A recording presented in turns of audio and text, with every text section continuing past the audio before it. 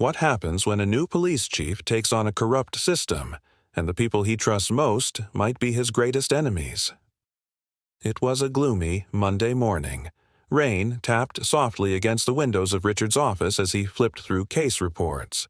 The precinct felt heavier than usual, a quiet tension lingering in the air. A knock at the door broke the silence. Angela, his secretary, stepped in, holding an envelope. Her expression was tight, her usual calm demeanor replaced with unease. "Chief, this just came in," she said, setting the envelope on his desk. "No return address. Thought you'd want to see it." Richard frowned as he picked it up. The bold, "Confidential," stamped across the front immediately put him on edge. Inside was a single sheet of paper, typed in cold, precise letters. "Chief Nelson, you think you're cleaning up this precinct, but you're barely scratching the surface. Check the evidence room ledger. It holds the truth you're looking for." He read it twice, his grip tightening. The evidence room was supposed to be untouchable, its integrity vital to every case. If there was corruption there, it meant the rot went deeper than he thought. "Angela," Richard said, his voice steady but sharp. "Who delivered this?" Angela shook her head. "It was left at the front desk. No name. No one saw who dropped it off." Richard stared at the note for a moment longer before slipping it into his desk drawer. "Get Captain Harris. Tell him to meet me in the evidence room in 10 minutes. Angela hesitated, glancing at the envelope. "Chief, you think this is real?" "I don't know," Richard said, standing. "But we're about to find out." As he walked out of his office, his thoughts raced. He didn't trust anonymous tips, but something about this one felt different, calculated, deliberate. The kind of message sent by someone who knew more than they were letting on. By the time he reached the evidence room, Captain Harris was already waiting, his arms crossed and his expression grim. "What's going on?" Harris asked. Richard handed him the note. Harris read it quickly, his brow furrowing. "Think it's legit?" Richard glanced at the steel door of the evidence room, its keypad lock blinking faintly. "We're about to find out." The evidence room door loomed ahead, its keypad blinking faintly. Richard swiped his access card, the electronic lock clicking open. He pushed the heavy steel door, the familiar scent of stale air and old paperwork filling the room. Shelves stretched to the ceiling, stacked with boxes meticulously labeled by case numbers. Officer Reynolds, the evidence custodian, looked up from his desk, startled by the sudden intrusion. His hand froze mid-reach for a coffee cup. "Chief, Captain," Reynolds said, standing awkwardly. "Didn't expect to see you here." "We need the ledger," Richard said without preamble. Reynolds blinked, his nervousness evident. "The ledger?" Sure. Just give me a second." He opened a drawer and retrieved the thick, worn book, its green cover faded from years of use. He handed it over, avoiding Richard's gaze. Richard opened the ledger, flipping through the pages with quick precision. Harris leaned in, his brow furrowing as they scanned the entries together. At first, everything seemed in order. Dates, signatures, case numbers. But as Richard turned the pages, the inconsistencies began to emerge. Missing signatures, blank spaces, evidence marked as checked out, but with no record of its return. "Look at this," Richard muttered, his finger landing on a particular entry. Harris leaned closer. "Case 3267. That's from the big narcotics bust 6 months ago." "Where's the evidence for this case?" Richard asked, his voice sharp as he turned to Reynolds. Reynolds hesitated. "It should be here, Chief. I'll check." The room felt colder as Reynolds moved to a set of shelves at the far end. He rifled through boxes, his movements growing more frantic with each passing moment. Finally, he turned back, his face pale. "It's not here," he admitted. Richard exchanged a look with Harris. His gut told him this wasn't just an oversight, it was deliberate. He stepped forward, his tone cutting through the tension. "Reynolds, when was the last time you saw the evidence for Case 3267? "I don't know, Chief," Reynolds stammered. "It's been months. Maybe someone checked it out for court." "The ledger says it was signed out by Officer Daniels," Richard said, his tone sharp but calm. "And there's no record of it being returned." Reynolds froze, his eyes darting nervously between Richard and Harris. "I don't know anything about that, Chief. I just managed the room." Richard studied him for a long moment, then nodded slowly. "Harris, bring Daniels to my office. Now." Harris nodded, his expression grim as he left the room. Richard turned back to Reynolds. "This room is supposed to be secure. Every piece of evidence here represents trust, not just between us, but with the community we serve. If there's a problem, I need to know about it. Now." Reynolds swallowed hard. I'll double-check everything, Chief." Richard didn't respond. He picked up the ledger and tucked it under his arm. As he walked out, his thoughts churned. Missing evidence was bad enough, but Daniel's involvement could mean something far worse. For the first time, Richard felt the weight of what might be unraveling a network of corruption far beyond one missing case. An hour later, Daniels entered Richard's office. His usual cocky grin was gone, replaced with a carefully neutral expression. He glanced around the room, taking in Captain Harris standing by the window and Richard seated at his desk. The tension in the air was palpable. "Chief, Captain," Daniels greeted, his tone clipped. "What's going on?" Richard didn't respond immediately. He studied Daniels for a moment, letting the silence stretch. Then, without a word, he slid the evidence ledger across the desk, open to the incriminating entry. Daniels hesitated before stepping closer to read it. "Case 3267, Richard said, his voice calm but cold. "Signed out by you. No record of return." Daniels glanced up, his expression guarded. "I don't remember signing that out. Could have been a mistake." "A mistake?" Richard repeated, leaning back in his chair. His tone was unreadable, but his gaze was unrelenting. "A mistake that involves the disappearance of high-value narcotics from one of our biggest busts." Daniels shifted his weight, his shoulders stiffening. "Look, Chief, we're all busy. Evidence gets moved around all the time. It's probably in the system somewhere." Richard's eyes narrowed. He stood slowly, his presence towering as he stepped around the desk. "Daniels, let me make this clear. This isn't about lost paperwork. That evidence is gone, and right now you're the only name tied to it." Daniels' composure began to crack. He glanced at Harris, who remained silent but watchful. "I didn't take anything," Daniels said, his voice rising defensively. "You know how chaotic things get around here. Anyone could have messed with that." "And yet your signature is on the ledger," Richard countered. "So either you're lying or you're complicit. Which is it?" Daniel's face reddened. He opened his mouth to argue, but Richard cut him off. "Sit down," Richard ordered, his voice sharp. Daniels hesitated before lowering himself into the chair. Richard leaned forward, resting his hands on the desk. "This is your one chance to come clean," Richard said, his tone low but firm. "If you lie to me now, you'll face the full weight of the law. But if you cooperate, we can handle this internally. What's it going to be?" Daniel stared at the desk, his hands gripping the armrests tightly. The seconds stretched unbearably.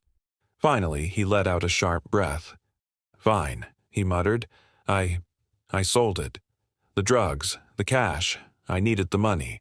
But I wasn't the only one." Richard didn't react, his expression unreadable. "Who else?" he asked. Daniel shook his head. "I can't tell you. These people, they're dangerous. They'll come after me, my family." Richard straightened, his gaze hard. "So instead, you put this entire department at risk? Endangered every case tied to that evidence? That's your excuse."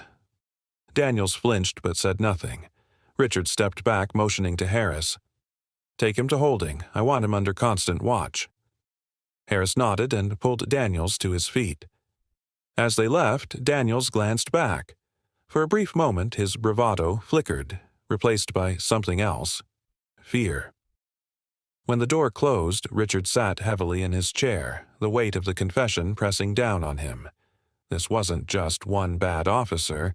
This was a network, a system that had been allowed to thrive under the radar, and now it was his responsibility to dismantle it. Richard picked up the phone and dialed Angela. "Get me a secure line to the Oversight Committee," he said. "We've got a bigger problem than we thought." The precinct was quieter than usual the next morning, the kind of silence that meant everyone was holding their breath. Richard sat at the head of the conference table in the briefing room, the evidence ledger and a stack of reports in front of him. Around the table sat the precinct's senior staff, their faces a mix of apprehension and defiance. Captain Harris stood to the side, his arms crossed as he surveyed the room. Richard glanced at the clock, then stood, his chair scraping lightly against the floor. "Let's get started," Richard said, his voice cutting through the tension like a blade. He opened the ledger, flipping to the pages with the most glaring discrepancies. "What I'm holding here is not just a record of evidence. It's a map of where things have gone wrong. Missing signatures, unchecked returns, and now, confirmed corruption tied to missing narcotics." A ripple of murmurs spread across the room. Richard's sharp gaze silenced them instantly. "Yesterday, Officer Daniels confessed to selling evidence. He also implicated others, both inside and outside this department. If you're sitting here thinking this doesn't affect you, think again." He paused, scanning the faces around the table. Some looked away, others fidgeted uncomfortably. A few, like Detective Larkin, held his gaze, their expressions hard. "This is what we're going to do," Richard continued, his tone measured but commanding. "Effective immediately.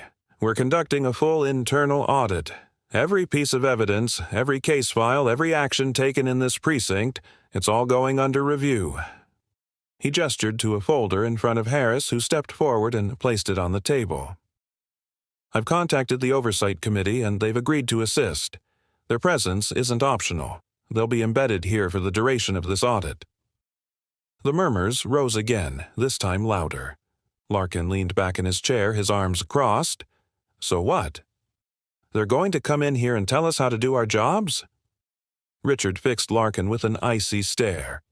"If doing your job means turning a blind eye to corruption, then yes, they will. And so will I." The room went silent. Larkin shifted uncomfortably but didn't say another word. "This isn't about punishing everyone," Richard said, his tone softening slightly. "It's about rebuilding trust between us and the community we serve. But make no mistake, anyone found to have been complicit in this corruption will be held accountable." He let the words hang in the air, the weight of them sinking into the room. "I'm giving you an opportunity," Richard said, his voice steady. "If you've made mistakes, if you've looked the other way, this is your chance to come forward. If you don't, and we find out later, there won't be a second chance." The officers exchanged uneasy glances. Harris stepped forward again, his voice low but firm. "We all know this department's had problems. You've got a choice now. Help fix it or get out of the way." Richard nodded. "For those who are ready to do the right thing, my door is open. For those who aren't, you know where the door is." The room remained silent as Richard gathered his papers. "Dismissed," he said, turning to leave. Richard sat in his office, reviewing the preliminary steps for the audit when his phone buzzed. Angela's voice came through the intercom. "Chief, Officer Reyes is here to see you." "Send him in," Richard said. Reyes entered, his expression tense but determined. He took a seat across from Richard, hesitating only briefly before speaking. "Chief, I've been thinking about what you said this morning," Reyes began. I've seen things. Things I didn't report because I was scared, but I don't want to be part of that anymore." Richard leaned forward, his expression unreadable. "Go on." Reyes exhaled sharply, his hands tightening into fists. "Daniels wasn't the only one moving evidence. There's a storage unit downtown. I overheard him talking about it once. I think it's where they've been keeping some of the missing items." Richard's eyes narrowed. Do you know the address? Reyes nodded. I can show you. Richard studied him for a moment, then nodded. You did the right thing, Reyes. But this doesn't end here. If this lead checks out, you'll be testifying. I understand, Reyes said, standing. Thank you, Chief. After Reyes left, Richard called Harris into the office and relayed the information. Get a warrant. We're going to that storage unit tonight. Harris nodded, his expression grim. You think this is it? I think it's the tip of the iceberg, Richard replied. The storage facility was eerily quiet, the kind of silence that seemed to amplify every small sound. Rows of identical metal units stretched out under dim, flickering lights. Richard stood at the entrance, his breath visible in the chilly night air. Beside him, Captain Harris held a crowbar, ready to breach the unit. Behind them, a small team of trusted officers stood on alert. No one spoke. The tension was palpable. This is it, Harris said, gesturing to Unit 438. The number was barely visible, the paint chipped and rust creeping along the edges. Richard nodded, holding up the warrant. Let's do it. Harris stepped forward, using the crowbar to snap the heavy padlock. The metallic clang echoed down the row, making a few officers glance nervously over their shoulders. The door rolled upward with a groan, revealing the contents inside. At first glance, it looked like chaos. Boxes stacked haphazardly, some ripped open to reveal their contents. But as Richard stepped closer, his flashlight beam revealed the truth. Bags of narcotics, bundles of cash, unregistered firearms, and case files. The air smelled faintly of stale paper and something chemical. Harris let out a low whistle. This is more than I expected. Richard's expression didn't change. He stepped inside, his light moving methodically over the piles. Secure everything. I want a full inventory, chain of custody, and forensic analysis on all of it. As the team began cataloging the items, Richard's flashlight landed on something odd. A stack of photographs shoved into the corner of a box. He reached for them, flipping through the images. Each photo showed an officer, some in uniform, others in plain clothes. They were captured at various locations, bars, alleyways, even inside the precinct. But the photos weren't casual snapshots. They were surveillance photos, the kind used for leverage. What the hell is this? Harris muttered, peering over Richard's shoulder. Insurance, Richard said grimly. Whoever's behind this didn't just steal evidence. They were building a safety net. Blackmail material. One photo in particular made Richard pause. It showed Daniels not at a crime scene, but at what looked like a warehouse. Standing next to him was another officer Richard recognized, Detective Larkin. Harris's face darkened as he recognized Larkin, too. You think he's involved? Looks like it, Richard said. We'll need to bring him in, but not yet. Let's keep this quiet until we've got more. As the team continued their work, Richard's phone buzzed. He stepped outside to answer it, the cold air biting at his skin. Chief, it's Reyes, came the voice on the other end. I just got a message from someone at the precinct. They're saying people know about the storage unit. Richard's stomach tightened. What people? I don't know, but they're panicking. Whoever it is, they're not going to wait around. Richard hung up and turned to Harris. We've got a problem. Word's getting out. Whoever's behind this might try to cover their tracks. Harris's jaw tightened. You think they'll come here? It's possible, Richard said. We need to move fast. Later, that night. By the time they finished securing the evidence, it was nearly dawn. Richard stood by his car, watching as the last of the items were loaded into a secure van. He could feel the weight of what they had uncovered pressing down on him. This wasn't just about missing drugs or stolen money. This was a network, carefully planned, deeply entrenched, and protected by people willing to do anything to keep it hidden. Harris approached, rubbing the back of his neck. You think this is the end of it? Richard shook his head. Number. This is just the beginning. The precinct courtyard buzzed with life as officers, civilians, and community leaders gathered for the open house. It was a crisp autumn day, and the air carried a sense of renewal. Booths showcasing community outreach programs, ethics training initiatives, and updates on departmental reforms lined the space. Children climbed in and out of patrol cars, their laughter a stark contrast to the tension that had once gripped the precinct. Richard stood near the entrance, watching the scene unfold. For the first time in a long while, he allowed himself a moment of quiet pride. The past year had been brutal, filled with resistance, late nights, and tough decisions, but it had led to this. A precinct no longer just surviving, but striving to be better. Captain Harris approached, holding 2 steaming cups of coffee. He handed one to Richard without a word, the lines on his face softer than usual. "You've done something incredible here, Chief," Harris said, his voice low but sincere. Richard took a sip of the coffee, letting the warmth settle in his chest. "Not just me, Harris, all of us. And we're not done yet." Harris chuckled. "You're allowed to enjoy the moment, you know." Richard gave a small smile but didn't respond. His eyes scanned the crowd, landing on Officer Reyes, who was speaking with a group of young recruits. The younger officer's posture was confident, his voice steady. He was sharing his story, not just the challenges, but the changes he had witnessed and been part of. Later, Richard walked through the precinct halls, their atmosphere lighter than he remembered. The sounds of camaraderie and purpose filled the space. In the briefing room, Reyes stood at the podium, addressing a group of officers and community members. "I joined this department because I wanted to make a difference," Reyes said, "but for a long time, I didn't feel like I could. When Chief Nelson came in, he didn't just tell us to do better. He showed us how. He reminded us what this job is supposed to mean." The room broke into applause, and Reyes stepped down, his expression a mix of pride and humility. Richard watched from the doorway, his chest tightening. Reyes had come a long way, and in his growth, Richard saw the future of the department.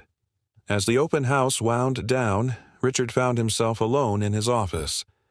The noise of the day had faded, replaced by the quiet hum of the city outside. He leaned back in his chair, staring at the framed oath on the wall. To protect and serve. A stack of reports sat on his desk, the Oversight Committee's final findings. The audit had revealed deep issues, dozens of officers implicated, disciplinary actions taken, and significant gaps in protocols, but it also highlighted the progress. New hires with strong ethical standards, a community beginning to rebuild trust, and a precinct that no longer turned a blind eye to its own flaws. Richard reached into his desk drawer and pulled out the anonymous tip that had started it all. The paper was worn from being folded and unfolded so many times, but the message remained clear. Someone had taken a risk to expose the truth, and Richard had followed it to its inevitable conclusion. A knock at the door broke his thoughts. Harris stepped in, his expression thoughtful. "Chief," he said, holding up a folder, "thought you'd want to see this." Richard opened it, scanning the contents. It was a summary of the precinct's progress over the past year, highlighting key reforms and community engagement efforts. But it wasn't just numbers. It was a testament to how far they'd come. "This is good," Richard said, setting the folder down. "But there's more to do."